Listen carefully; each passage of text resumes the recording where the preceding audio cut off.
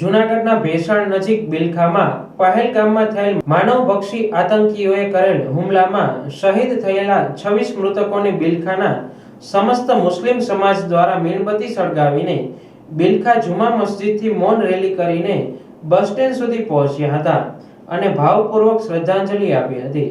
હુમલાને સખત શબ્દમાં વખોડી હતી અને બિલખામાં સુન્ની મુસ્લિમ સમાજ દ્વારા કાશ્મીરમાં આતંકવાદી હુમલામાં પ્રાણ ગુમાવનાર મૃતકોને શ્રદ્ધાંજલિ આપવામાં આવી હતી. મૌન રેલી કાઢી આતંકવાદી હુમલામાં જીવ ગુમાવનાર તમામ મૃતકોને શ્રદ્ધાંજલિ આપી અને આ આતંકવાદી વિરુદ્ધ સખતમાં સખત કાર્યવાહી કરવાની મુસ્લિમ સમાજે માંગ કરી છે. આવા આતંકીઓ વિરુદ્ધ ભારત સરકારે તુરંત એક્શન પ્લાન બનાવવો જોઈએ, જેનો ઈંટનો જવાબ પથ્થરથી આપવો જોઈએ.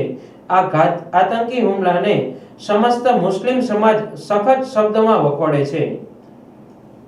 જમ્મુ કાશ્મીરના પહેલગામની અંદર એક એવી ઘટના બની, માનવભક્ષીઓ બે આતંકવાદીઓ 3 આતંકવાદીઓ દ્વારા 26 જેટલા નિર્દોષ લોકો જે પોતાના જીવનની સુખ શાંતિ માણવા માટે ધરતીની જન્નત ગણાતી એવા જમ્મુ કાશ્મીરના એક ગાર્ડનની અંદર પોતાની સુખ શાંતિ અને એની મજા માણી રહ્યા હતા.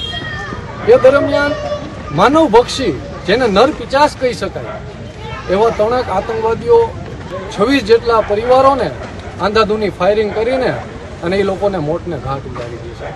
ત્યારે આજે બિલખા સમસ્ત મુસ્લિમ સમાજે બિલખા મસ્જિદ ચોકથી લઈને બિલખા બસ સ્ટેન્ડ સુધી કેન્ડલ માર્ચ યોજેલી છે.